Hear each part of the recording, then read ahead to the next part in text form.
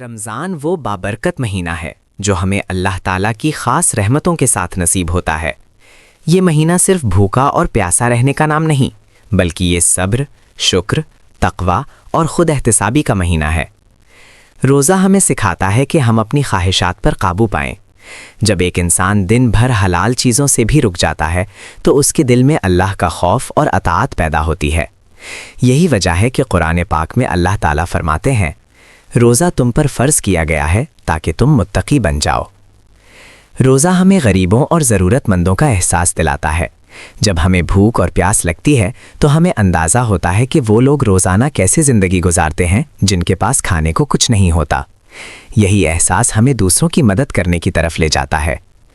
رمضان میں نیک اعمال کا اجر کئی گنا بڑھا دیا جاتا ہے۔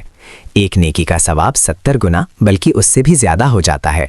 اس مہینے میں کی گئی دعا رد نہیں ہوتی، اسی لیے ہمیں چاہیے کہ ہم دل سے اللہ سے مانگیں، اپنے گناہوں کی معافی طلب کریں اور اپنی زندگی کو بہتر بنانے کا عزم کریں۔ روزہ صرف جسم کی نہیں بلکہ روح کی بھی صفائی کرتا ہے۔ یہ ہمارے دلوں کو حسد، غصے اور نفرت سے پاک کرتا ہے اور ہمیں نرم دل، با اخلاق اور صبر والا انسان بناتا ہے۔ آخر میں یہی کہنا چاہوں گا کہ آئیے اس رمضان کو اپنی زندگی کا بہترین رمضان بنائیں۔ صرف روزہ ہی نہیں بلکہ نماز، قرآن، دعا اور اچھے اخلاق کو بھی اپنی زندگی کا حصہ بنائیں۔ اللہ تعالی ہمیں رمضان کی برکتیں سمیٹنے کی توفیق عطا فرمائے۔ آمین یا رب العالمین۔